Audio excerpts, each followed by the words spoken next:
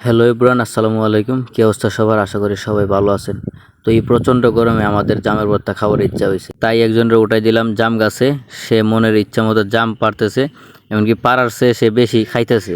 আমরা নিচ থেকে দেখতেছি আর জ্বলতেছি, সে একটা জামও নিচে আমাদের লেগে ফালাইতেছে না, কইতেছে যে একবারে ভর্তায় খাইবে। আর এদিকে দুইজন ধনিয়া পাতা তুলতেছে ভর্তার স্বাদ বাড়ানোর লাগি। ধনিয়া পাতা দেখা কইতাছে সেই স্বাদ, বন্ধু আর অপেক্ষা করতে পারতেছে না, বারবার উপরের দিকে তাকায়।